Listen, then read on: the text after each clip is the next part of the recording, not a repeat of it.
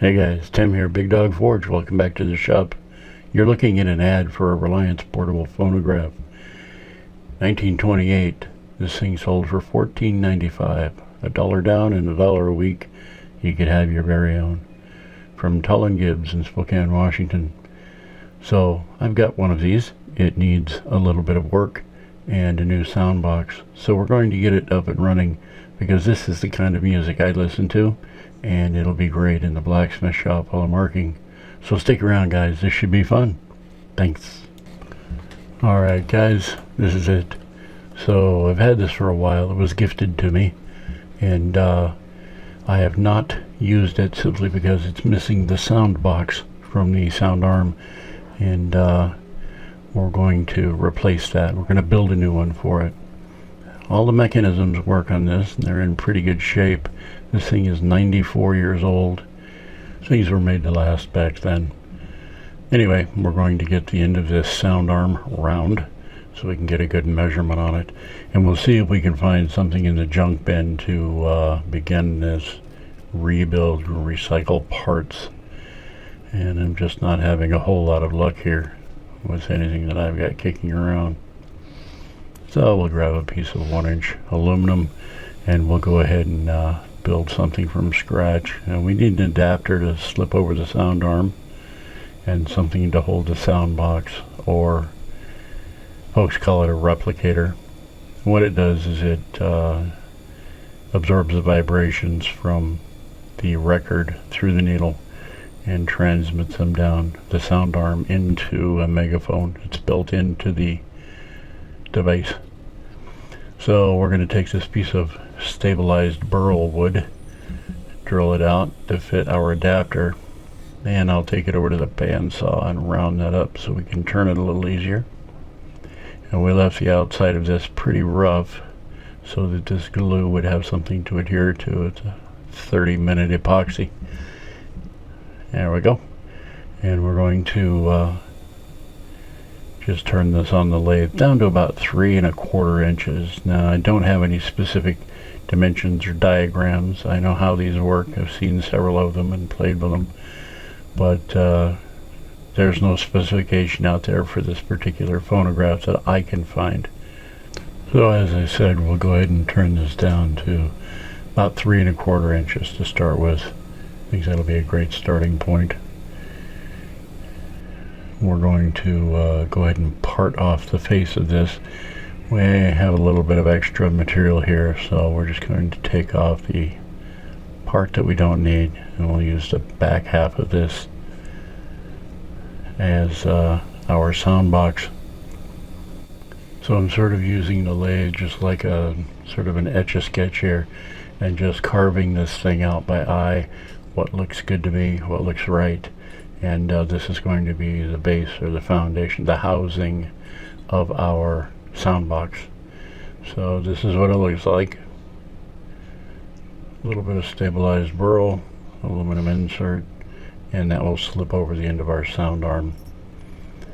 So between the housing and the diaphragm that we're going to build, we need to have something soft so the diaphragm doesn't rattle against the housing. So we're going to cut some leather O-rings as gaskets, and I'm going to cut an extra one here just in case I do something wrong. And I'm cutting these to fit just inside the lip of the housing. So I just took a piece of pipe that was the right size, ground the end down nice and sharp, welded a handle on it I can beat on. We've got it on this piece of plastic, and we're just cutting out these O-rings.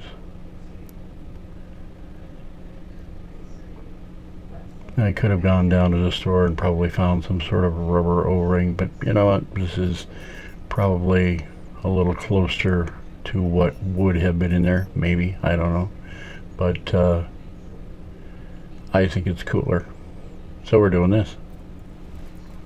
Alright, we're going to use one of these, what do we call it, a Creature energy drink cans, and we'll use the same cutout. We're going to cut 3 of these guys out as well, and these are going to act as well, one of them will act as our permanent diaphragm. The other two will be test pieces as we work our way through this, because as I said, there's no diagram, there's no plan here. It's just sort of all by eye. And if I build some extra parts now, I won't have to come back and build them later. So this is going to be our bezel. It'll screw to the front, sandwich the leather and the diaphragm between it and the housing. And we just turn that out of a piece of bronze, little lip on the back for the leather O-ring to sit in, and that sits center in our housing. I'm going to find the center line of the rim of the wooden housing, and with a pair of old calipers I can scratch in where the center line needs to be for some holes, some screw holes. We use some small brass screws to hold those in place. Most of what I'm doing here, I'm using recycled materials. The wood was sent to me by a subscriber some time ago. The bronze is something that I've just collected up over the years. I don't know really where I got it. And of course the aluminum can, that kind of thing. So this is pretty much going to be about 95% recycled pieces and parts. And I like doing that kind of thing simply because you're giving something a whole new life and it's not going into a landfill somewhere. So I had to cut off these little brass screws just at the right length so they wouldn't poke through the back of this thing. And it was pretty easy, so we just filed a new tip on them. We give ourselves a mark so that we know where our screw holes line up, and set that aside. We're going to build a needle retainer, something to hold the needle in. Now we've got a piece of brass rod bent at a 90-degree, threaded on one end, and then on the other end we soldered a piece of copper tubing with a little screw and a nut on it. You screw the screw in, it'll retain the screw. Now the threaded end of that 90-degree angle, you can see it here, it goes into the center of the diaphragm. Now I've got one of these pieces of aluminum in here now from the can just to size everything out. And what'll happen is the threaded end of that angle will have a nut on either side and sandwiched to the aluminum diaphragm. That's how the needle retainer will be secured to it. Now what I'm doing here is putting a spacer on the front of the bezel. And there's going to be a couple of nuts, and then on either side of the needle retainer there'll be a couple little thumb screws that are sharpened to a point for minimal contact to hold the needle retainer centered and in place so it doesn't move around. You don't want it to make your diaphragm make an oil can sound popping back and forth, so this stabilizes that. And we'll do some other things to stabilize that so that doesn't happen as well. Get rid of the extra solder here, clean it up, make it pretty. We'll get it assembled and give you a view of what's going on so you can kind of get an idea of what I've been talking about if it hasn't been clear. There we go. A couple of screws on either side to hold that needle retainer centered. And the smaller that contact point, the less vibration they absorb, and more goes to the megaphone. Alright, so the back of our diaphragm we're going to use, we use the back of our knife and just put little creases, rotate it, crease. And what that'll do is it'll give this thing some rigidity so it's not just crinkled and floppy, and what that'll do is keep it from oil canning further so you won't get a popping back and forth. And this gets sandwiched between the two leather O-rings and the bezel on the front. Our 4 little brass screws, and we should be in good shape. Now, tried several different needles. You can pretty much use any kind of a sharp needle on these things for the old 78 records. The higher carbon the better. And what I ended up using is a straight round point needle from my leather shoe patching machine, and they seem to work great. There you go. Yeah, it's ready to go on the phonograph. We'll give it a little test drive here real quick. See what she sounds like before we move on to the next portion of this project. Things are looking pretty good, pretty tight. And dress up that needle.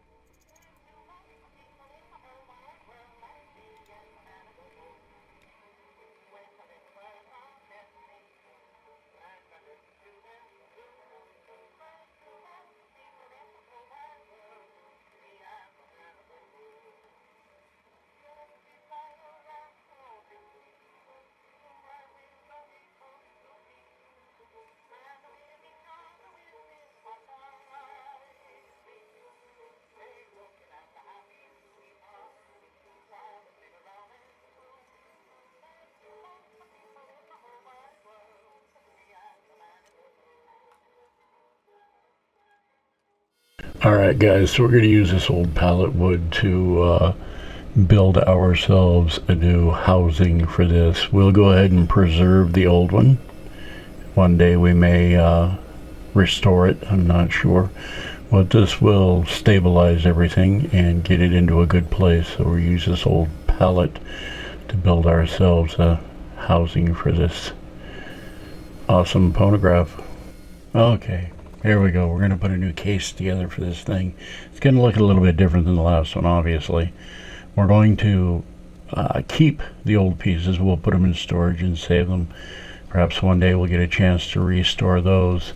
But for practical purposes, so that we can use this and all the pieces will stay in place, we're going to go ahead and build ourselves a new housing out of this old pallet wood. And I think it'll look pretty good. We'll see how this goes. It's all gluing and bride nailing everything together. And we'll put some slats on one side of it. Call that the top. Nothing fancy, but hey, it's a Big Dog Forge, right? Alright.